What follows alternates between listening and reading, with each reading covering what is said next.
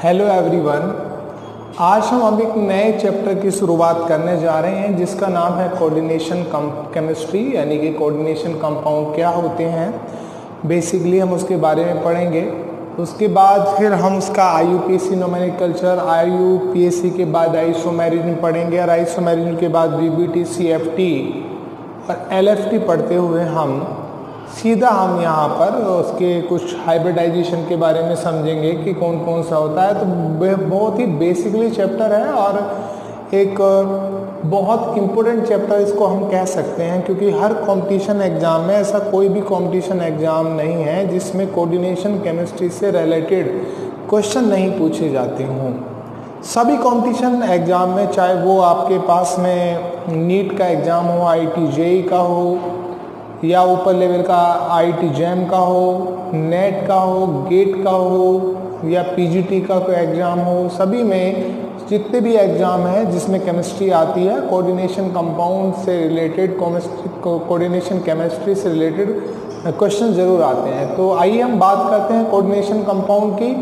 Coordination compound क्या होते हैं? सबसे पहले तो ये बात समझने की बहुत ज़रूरत है कि coordination compound are those compound in which the central metal atom link to a number of ions और number of molecules by the coordination bond. जैसे मान लो हम बात कर रहे हैं, कुछ एग्जाम्पल लेते हैं। जैसे हमने लिया NiCO का 4, यहाँ पर ये लिया, तो आप देखो यहाँ ये एग्जाम्पल है कोऑर्डिनेशन कंपाउंड का। और हमने बेसिकली एक यहाँ पे लिया है FeCN6 और यहाँ पर 4 नेगेटिव, आपने ये देखा। आप एक और एग्जांपल ले सकते हैं, CuNH3 का फोर्स, NH3 का 4 आपके पास में 2 पॉजिटिव, आपने देखा। तो ये सारे के सारे कॉम्प्लेक्स हैं। क्या है ये? कॉम्प्लेक्स। ये सभी कॉम्प्लेक्स सॉल्ट हैं। अब हम बात करते हैं कि कोऑर्डिनेशन केमिस्ट्री में ऐसे, मतलब हम कंपाउंड को क्यों पढ़ते हैं और कौन सी ब्रांच होती है। The branch of inorganic chemistry leading with the study of coordination compound is known as the coordination chemistry. अब मैं बात कर रहा हूँ बार बार कॉम्प्लेक्स कॉम्प्लेक्स कॉम्प्लेक्स। जैसे मान लो मैंने एक यहाँ पर अभी एग्जाम्पल लिया है FeCN6, तो यहाँ पर आप देखो ये, तो यहाँ पर आप देखेंगे ये जो बड़ा ब्रैकेट मैंने लगाया है इसे हम बोलते हैं कोऑर्डिनेशन स्फीयर। क्या बोलते हैं? Coordination sphere. और ये जो CN है, यहाँ पर ये जो CN है, इसके मैंने 6 लिखा है, वो ब्रैकेट में छोटे ब्रैकेट के बाद 6 लिखा है, इसे बोलते हैं लीगेंड या लीजेंड, इसको बोलते हैं लीगेंड। और ये जो Fe अपने पास, इसे हम बोलते हैं सेंट्रल मेटल एटम। क्या बोलते हैं हम? Central metal atom. अब मेरे पास मन में एक ही क्वेश्चन आ रहा है, अब वो क्वेश्चन ये आ रहा है, आपके मन में भी आ रहा होगा ये क्वेश्चन, कि जो कॉम्प्लेक्स है हमारे पास, या जो मैंने इसको बोला कॉम्प्लेक्स साल्ट, हम इसको बार बार कॉम्प्लेक्स क्यों बोल रहे हैं और कॉम्प्लेक्स बोलने का कारण क्या है और कितने तरीके के ये होते हैं। तो हम क्या करते हैं, जब कोई भी हम सोल्ट लेते हैं, कोई भी सोल्ट बेसिकली क्या होता है? एसिड और बेस का कॉम्बिनेशन होता है।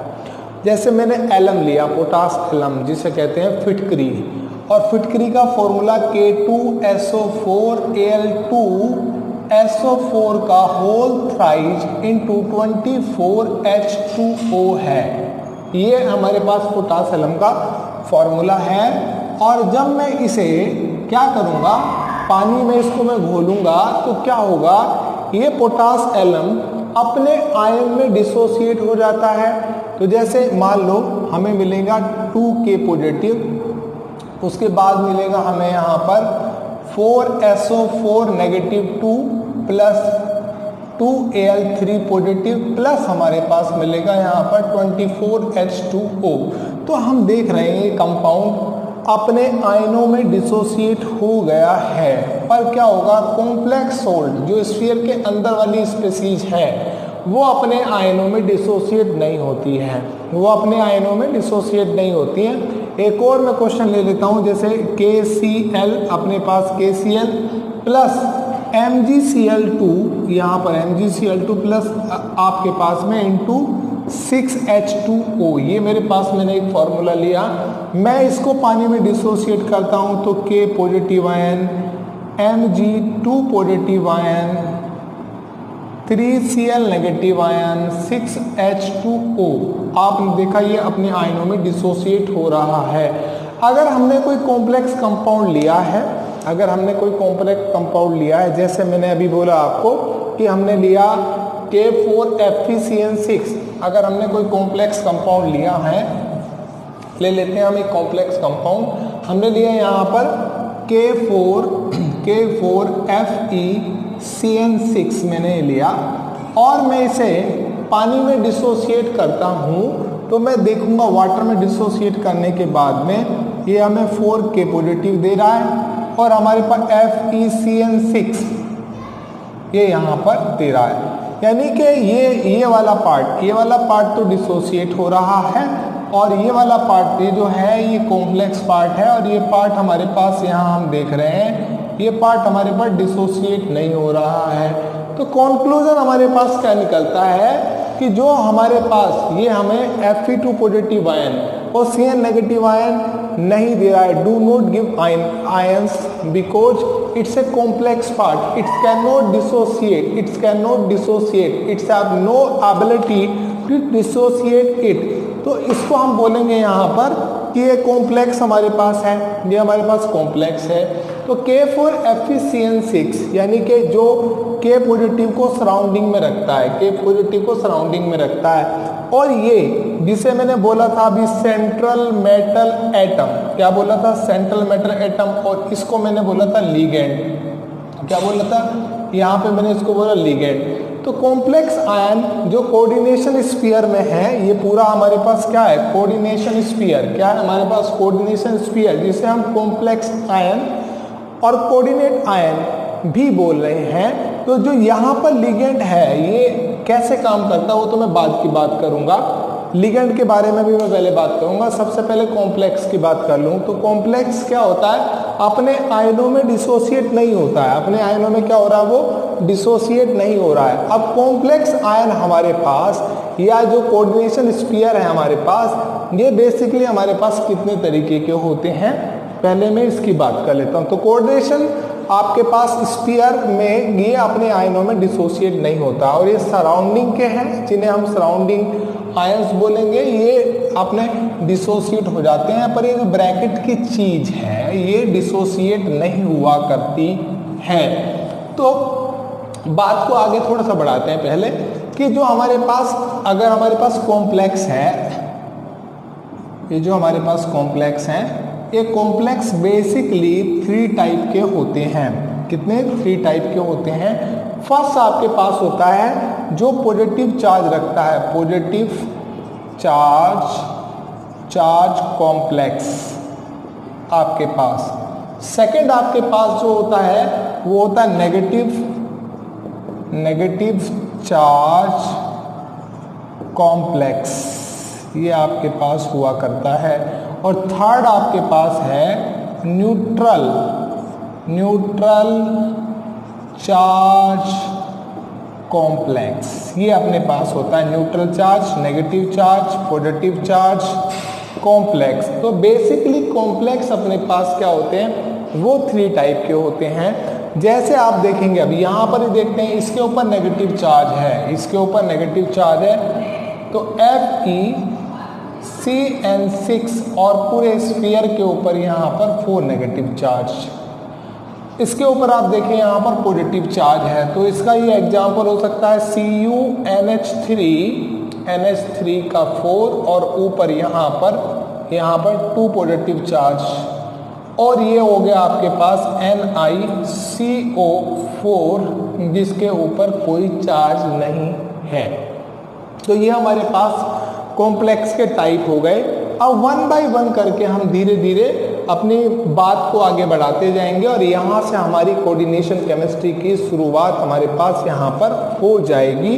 अब हम सबसे पहले ये जानने की कोशिश करते हैं कि इस कॉम्प्लेक्स कंपाउंड के अंदर जो ये है सेंट्रल मेटल एटम है, ये लिगेंड है, इनका क्या क्या रोल होता है और किस तरीके से ये वर्क करते हैं। तो हम वन बाय वन इस पे हम बात करने वाले हैं आपको। अब एक एक बात हम यहाँ पर शुरू करते हैं अपनी इस कॉम्प्लेक्स कंपाउंड के अंदर, जिसे हम यहाँ पर कोऑर्डिनेशन केमिस्ट्री के अंतर्गत पढ़ रहे हैं। तो अब बात करते हैं कॉम्प्लेक्स कंपाउंड के अंदर। कॉम्प्लेक्स कंपाउंड के अंदर जो लिगेंड होता है वो एक लेविस बेस की तरह काम करता है, और हम according to Lewis base concept के बिहाफ पर कह सकते हैं कि लेविस बेस को लेविस एसिड के साथ जब आप मिक्स करते हो, जब आप मिलाते हो, मर्ज करते हो, तो हमारे पास सॉल्ट प्लस वाटर बनता है। सॉल्ट प्लस वाटर हमारे पास यहाँ पर बनता है। जैसे एक एग्जाम्पल ले लेते हैं NH3। हमने बड़ा कॉमन एग्जाम्पल पढ़ा है। इसके पास एक लोन पेयर ऑफ इलेक्ट्रॉन होता है, और यहाँ पर हम उसकी रिएक्शन करा देते हैं BF3 के साथ। तो ये आप देखते हैं यहाँ पर इसके बाद लोन पेयर, तो लेविस बेस होता है अपने पास, ये लेविस बेस होता है, और यहाँ p ऑर्बिटल इसके पास होता नहीं है, जिसकी वजह से हम कह सकते हैं लेविस एसिड होता है यहाँ पर, लेविस एसिड।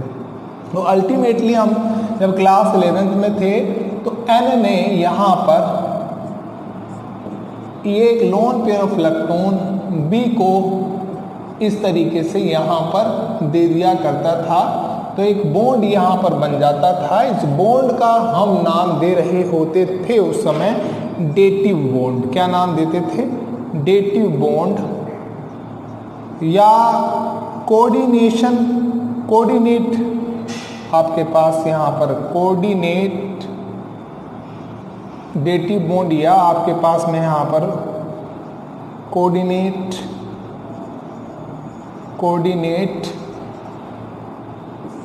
बॉन्ड, एक तरीके से इसको बोल सकते हैं। या अब यहाँ बेसिकली क्या, lone pair of electron donate किया जाता था दूसरे वाले को।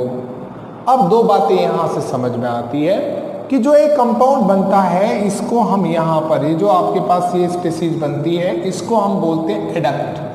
इसी से आगे कहानी बढ़ेगी, एडक्ट जिसको बोलते हैं, या एडिशन प्रोडक्ट भी इसको हम बोल सकते हैं। एडिशन प्रोडक्ट भी हम यहाँ पर इसको बोल सकते हैं। बात जरा समझने की है, ये बहुत इंपॉर्टेंट पॉइंट है, इसी को हम आगे बताएंगे। अब कुछ शर्तें हैं। जैसे पहली शर्त है, जितना अच्छा इलेक्ट्रॉन पेयर डोनेट करने वाला लिगेंड होगा उतना स्ट्रॉन्ग बॉन्ड बनेगा, और उतना ही अधिक वो स्टेबल कॉम्प्लेक्स होगा। सेंट्रल मेटल एटम पर चार्ज जितना कम होगा, स्मॉल होगा। देखो यहाँ पर दो बात समझनी है आपको।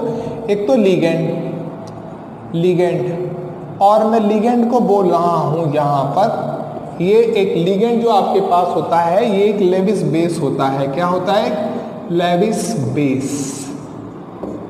ध्यान देना आप। और मैंने एक शर्त बताई है, वो ये बताइए कि जितना अच्छा इलेक्ट्रॉन पेयर, यानी कि lone pair of electron donate करेगा उतना स्ट्रॉन्ग बॉन्ड बनेगा।